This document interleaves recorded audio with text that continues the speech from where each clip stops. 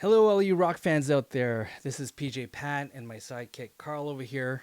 And like many of you, I've been a rock fan of guitar-oriented music for a long time now. Pretty much since the 90s, that whole grunge movement, I was a sucker for that. I got just right into it in deep. And I have a bunch of really cool vintage magazines, guitar magazines, being a guitar player myself. And I thought it'd be cool to share with you some articles about amazing bands and amazing albums that I really enjoy reading. So I figured if I enjoy it, there's at least got to be 3 people of you out there in the world that do. So this video is for you 3 right there. And in today's video, I'm going to talk about this amazing album by the Smashing Pumpkins called Mellon Collie and the Infinite Sadness. Obviously, for those of you who are 90s nuts, rock nuts, this is such a staple for that era. I don't want to classify them as grunge, but just it holds itself, for that era, and arguably one of their best albums ever. So we're going to talk about this, and we're going to read an article from Alternative Guitar Magazine. Believe it or not, this is the third release of this magazine right here, and it was released in 1996. And I'm going to read an article where I believe it's Guitar School magazine interviewed Billy Corgan, obviously singer, main songwriter, and guitar player of the amazing band Smashing Pumpkins. And it was written by Andy Aladort, and the name of the article is called Orange Crunch. Before we jump in, I just want to warn you, it's a pretty technical article. It is really written for guitar players because there's a lot of figures and a lot of like tabs that show you how to play certain parts. He talks about specific parts of the song, what kind of equipment he uses, how they recorded it, how did he get certain sounds, and working with the producers, how they came up with that. So it's fascinating if you're a musician and you're a guitar player. If not, there are some really juicy parts too, and I'm sure it'll give you a whole different perspective for you to enjoy the album that much more. So here goes. Join Andy Aladort and Smashing Pumpkins' visionary Billy Corgan as they examine the finer points of Mellon Collie and the Infinite Sadness. In recent months, Smashing Pumpkins' Mellon Collie and the Infinite Sadness has administered a chokehold on the rock and roll universe, demonstrating in no uncertain terms the band's far-reaching scope and ferocious power. Pumpkin Patch leader Billy Corgan, the group's primary songwriter and guitarist, leads his cohorts. James Iha, guitar, the Asian guy. Darcy, bass player, the chick. And Jimmy Chamberlain, a phenomenal drummer. On a vast excursion of sounds, styles, textures, and emotions, and in doing so manages to surpass the formidable music mastery of 1993's multi-platinum Siamese Dream. By the way, I added the Asian guy, the chick, and phenomenal drummer part in case you're wondering. So no offense to Andy Aladort's writing. Okay, continuing on. The skull-bashing metal of Where Boys Fear to Tread, Tales of a Scorched Earth, and hit single Bullet with Butterfly Wings is tempered by the hypnotic pop of 1979 and the ethereal beauty of In the Arms of Sleep and By Starlight. There are even a few tunes like Porcelina of the Vast Oceans and Through the Eyes of Ruby that effortlessly incorporate all of these disparate qualities. Toss in the undeniably anthemic grandeur of Here Is No Why and Muzzle, personally my favorite song, and you've got one of rock's great achievements. Below is a first-hand analysis of Mellon Collie and the Infinite Sadness with the main man himself, Billy Corgan. Really cool. And there's a cool picture of kind of Billy Corgan in the shadows there. Pretty neat photography right there. All right. Okay, so Guitar Schools asks, what kind of equipment did you use for this album? Billy Corgan replies, on much of the album, I used my old 1984 Marshall JCM 800 100-watt top, which is my favorite amp. It's on every Pumpkins record. Well. If you wouldn't believe it, but I got the JCM 800 lead series from the 80s right here, right behind me. Wow, that crazy coincidence right there. I bought the amp with a 4x12 bottom. I don't even know what kind of speakers are in it, and use the bottom for most of the guitar tracks. My other main rig is a Marshall JMP1 rack preamp, which goes into an Alesis compressor and then into a Mesa Boogie 500 head. The Mesa is 400 watts per side in stereo. The coolest thing about the Mesa is its half amp thing, which allows you to cut the wattage in half. That helps the way the sound hits the power section of the amp and gives it a certain kind of compression, which sounds really cool. I like the amp's presence control too. Power amps don't give you much in the way of controls a lot of the time, but I don't use the Mesa in stereo because I think stereo sounds like shit. What songs use these different amp setups?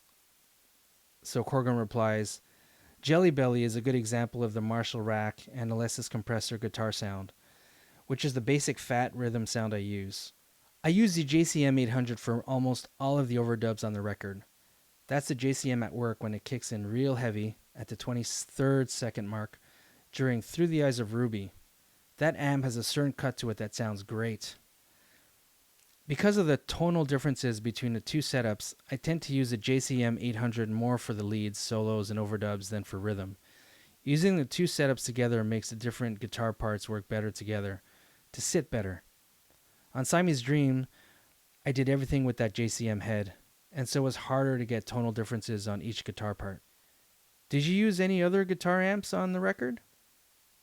On To Forgive, I used a Fender Bassman that I bought during the recordings of Siamese Dream. It's an old fucked up amp, one of those silver face models from the late 60s or early 70s. I paid to get it fixed, but it still doesn't work right. The amp makes this weird sound like a storm is coming. While we rehearsed the song, the sound got worse and worse and then started to go away, at which point we started to record. Right about the time we did the take that's on the album, the sound started to come back. If you listen closely, you can hear a little bit of the storm sound coming again. Is it like that low rumble? No, it's more like something's definitely wrong with the amp. I've had problems with this tube's going harmonic, but this is something else altogether. I've tried kicking the head as hard as I can, and sometimes that makes the sound go away, but other times it makes it worse, so you have to know when and how to kick it. How do you play the verse figure on To Forgive? Okay, well, it starts to get a little technical here. So to spare all the non-guitar players, I'll skip this part. There's a bunch of figures that kind of show how to play certain parts. Skip. Here we go. Did you use any other unusual amps for certain tunes? Not really. I can pretty much get everything I want from my rack setup. James has a Fender Twin, which he used on some tracks for cleaner tones. Come to think of it, we did use a Vox AC30 on a lot of tracks. It's a 64 that someone lent us, and it sounds fucking great. I use it on Tonight and By Starlight. At the very end of By Starlight, there's a feedback and octave thing that I do, beginning roughly at the 412 mark, and it's just me standing in front of the amp and cranking it up. I double tracked it, so I'm getting different feedback on each track. It was difficult because I wasn't used to playing with Vox feedback. It was hard to get the guitar to feedback in the range I wanted. When I went back and double tracked it, I went for feedback in a higher range, which created weird dissonance when I put the two tracks together. How do you play the intro and verse sections of Tonight? Okay, so a bunch of other technical stuff, guitar playing stuff. They have like these figures that show tabs on how to do it. I'll skip that part. Guitar School says, Tonight has a wide range of cool guitar tones on it. Billy Corgan says, the Vox has a lot to do with that. Also, when I used that amp, I mostly played a 72 Gibson 335 instead of my standard 57 reissue Strat. Is that 335 the same guitar that's in the Bullet with Butterfly Wings video? No, Billy Corgan says. We rented the 335 in the video because I didn't want to fly mine out to LA, where I was going to be jumping around in the desert all day. I bought my 335 at Grun Guitars in Nashville, the same place where I picked up a 1928 National Steel that I'm in love with. I swear I'm going to learn to play slide on that thing. I like the 335. It's the only non-Strat guitar that I really enjoy playing. Can you use it for the really loud, heavy tunes even though it's a semi-hollow guitar? Corgan says, yeah, I'm fine with it. I can get that Ted Nugent double live gonzo sound, no problem. Sometimes when I'm playing the 335, On stage, I'll go into Nugent's Strange Hole because the tone is exactly the same. The band always gets a big kick out of that. Do you play that guitar on any other songs? Right now, I'm just using it for Tonight, though I'll probably start using it for other things too. It sounds real good on Bullet. Speaking of Bullet with Butterfly Wings, can you explain the different sections of that tune? Sure. The verse section is based around a droney chord shape. Okay, more technical stuff, showing all the chords. Okay, we'll skip that stuff and we land on this question. Are you happy with all the guitar sounds on the record? Corgan says, yeah, I am. For the next record, though, I'm planning on not using any of my own gear. I want to force myself to get a totally new sound. I'm going to dismantle the rack and start over. Did you use any other non-Strat guitars on Mellon Collie? On Where Boards Fear to Tread, I used a Les Paul Jr. reissue. I really like that guitar a lot. It's got a fat sound. Through the rack setup, that thing sounds incredible. That song has a pretty crazy beginning. That's part of a sick jam we were having. The song is mostly just a pretty simple riff, played over and over. We cut that one live, and the take on the record is the first time we ever played the tune together. All the changes in the song are totally off the cuff, and were signaled by me via making signals and faces to the bands as we played. Oh man, that's just amazing. I mean, that's kind of how you have to do it sometimes, you know? Compared to, I think, music today that's so calculated, that's so on the click. It's so refreshing to read how they used to do it back then. Okay, back to the article. Guitar School. It's interesting how at the very end of the song you unexpectedly return to the lick one more time. A similar little extra piece thing happens at the end of Love. The thing with Where Boys was that when we got to the last note, which we hold, I signaled Jimmy to come back in on the riff. I wanted him to end it exactly as it ends on the record, but he played through it, so we had to edit it later. Did you and James have a basic guitar setup that you used for most of the record? Yes, most of the time the guitar combination was my 57 reissue Strat and James' Gray Sunburst Les Paul, which I think is from the 80s. That's the one that stays in tune. He's more sentimentally tied, however, to his black one, which won't stay in tune for anything. We call that the Gish Les Paul because it's on so much of that record.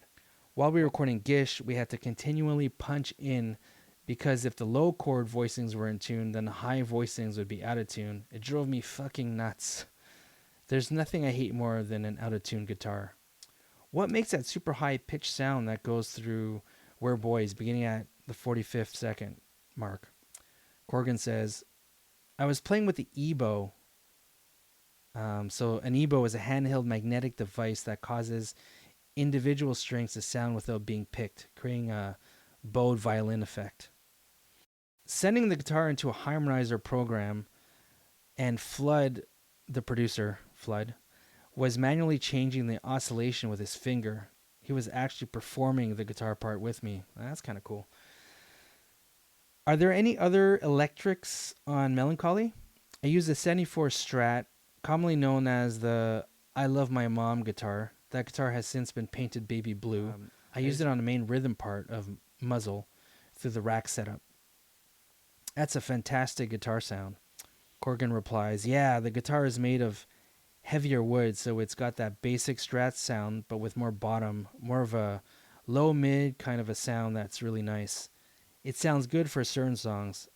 I played that guitar on Bullet too, because it has a little more chunk on the bottom end. It's a pretty technical interview, as you can tell, definitely for guitar players versus, your casual fan for sure. Or even your obsessed non-musician fan.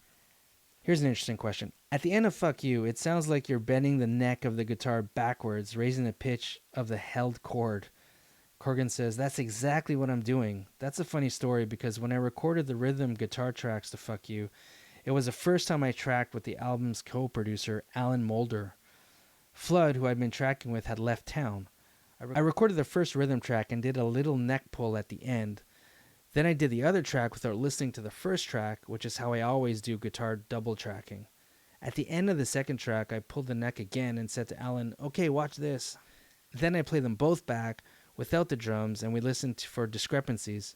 Alan absolutely could not believe that I did the neck pull, out of time no less, at exactly the same moment.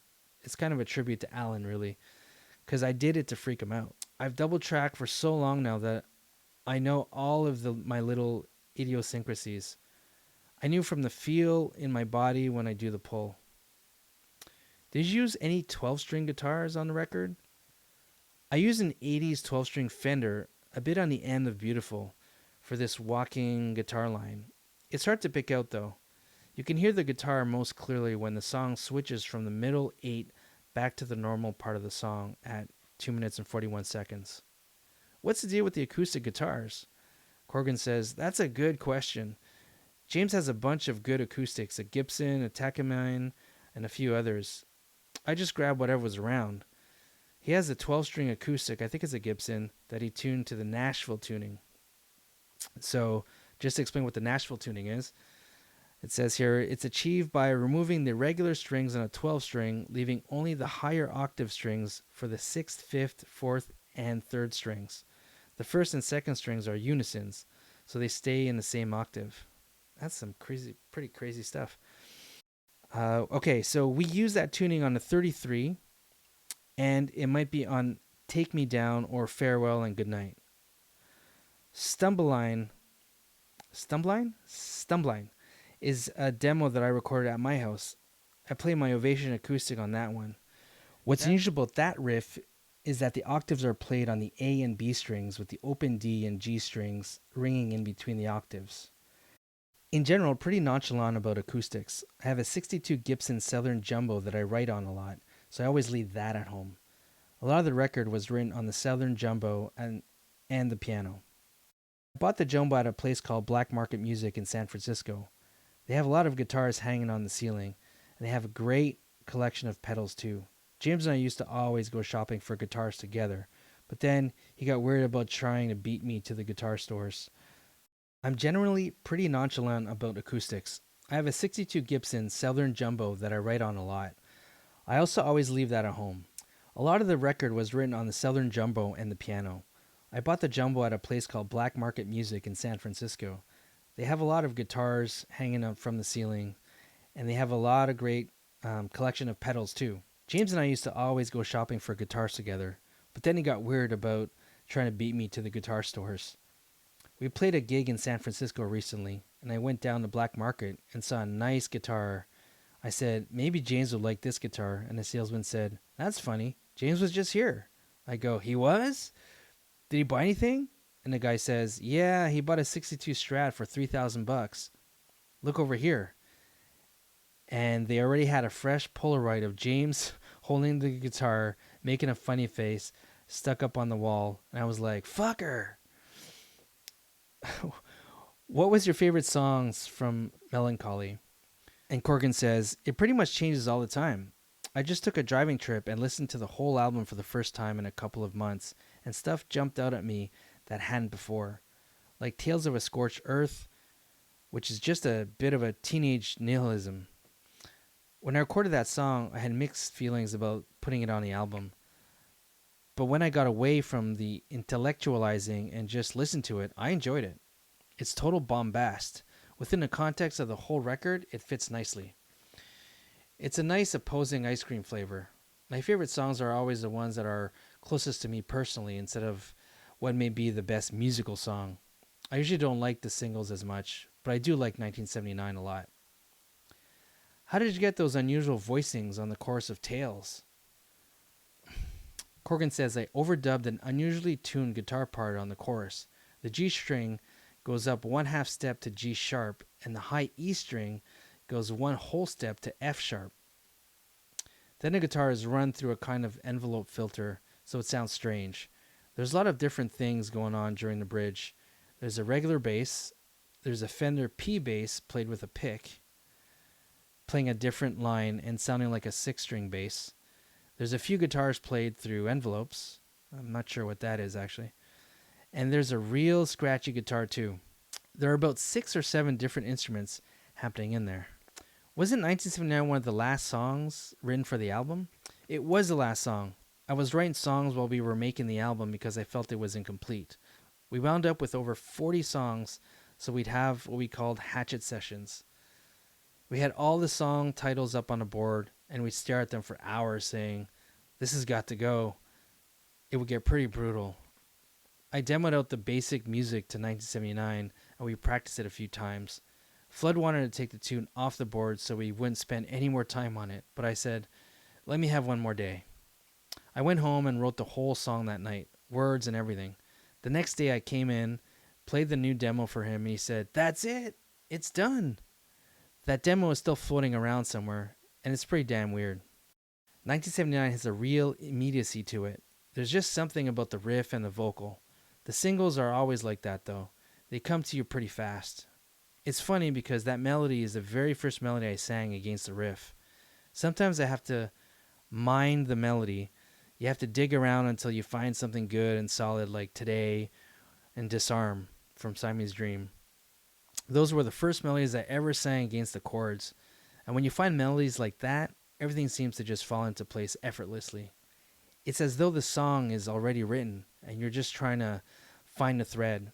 It's a weird feeling when you hit upon that. Are you ever inspired to write something by the sound of a certain guitar? Corgan says, I've pretty much gone away from looking for a sound to inspire me. The one song on a record where that happened is XYU. There was something about the main lick that was very menacing, so everything I wrote around it goes with that same menace. It's a live take, with the whole band playing in the same room, loud as hell. Okay, Guitar School asks, one of the hallmarks of your rhythm guitar style is your incorporation of smooth voice-leading, in quotation marks, chords that blend into each other because of closed voicings and shared tones. Is that something that you are consciously aware of? And do you use it as a tool in writing guitar parts? Corgan says, I love that kind of thing, and I am always looking for ways to make it happen. I use that technique in the middle 8 of 1979 and in the verse section of Love. That's one of my favorite things to do. I like the way the thirds of all the chords shift around. Cheap Trick uses that technique a lot, and so did John Lennon. I don't know if I picked it up from listening to them or if it just came naturally. One of my favorite things is to come up with a certain voicing or chord shape that I can slide around on the neck. That's what Ruby is based on. I also do a bunch of that on In the Arms of Sleep, which is in an unusual tuning. The G string is tuned up half a step to G sharp. On Pisces Iscariot, there's a song called Obscured, which utilizes the exact same chord shape, a first position C shape with the fifth, G, included below the root of the sixth string, slid all over the neck. The only problem is that by the end of the song, my hand is killing me. Ruby has an amazing number of guitar overdubs, Guitar School asks. At one point, there are 56. How do you accumulate so many tracks? Billy says, a big part of it is that James and I did tracking for the same song in different rooms, so that while I was working on writing and arranging, he'd lay down all of these different ideas. Then I'd go through them and say, I like this, I don't like that, and I'd make suggestions. He'd get something happening and call me when he was ready. Then he'd tweak the sound and execute the part. We'd also leave spaces open for where I was going to add my guitar parts. It was very piecemeal. We've done this stuff long enough so that our minds work towards a common goal. It's not like James is going to go in some direction that ultimately won't serve the common purpose. Do the overdubs cause problems in recreating those songs live? Billy says, yeah, they create a lot of problems. We do what we can, you know. We're long past the notion of getting hung up about it. A song like Cherub Rock on Siamese Dream has some really good choice overdubs in it, but the song is just as effective live in a different way. We just try to go with it. Sometimes we try to approximate the studio version, and sometimes we just don't give a fuck. And that's it. That's the end of the article right there. So hopefully you enjoyed that. As you can see, it was very technical. I mean, for guitar freaks like myself, and hopefully some of you, that adds a really interesting perspective. Actually, right now, after I edit this video, I'm going to go and listen to the whole album again, knowing what I've read. So I'm sure some of you do the same. Hopefully it gives you another perspective of the album and just a greater appreciation for it. As you can see, there's a lot of work that's put into these things, and it's just really interesting to see how our masterpiece is made from the artist himself. All right, so hopefully you learned a thing or two about this amazing album. Go back, crank it out loud with some devil horns up in the air. Rock on. I'll see you in the next one.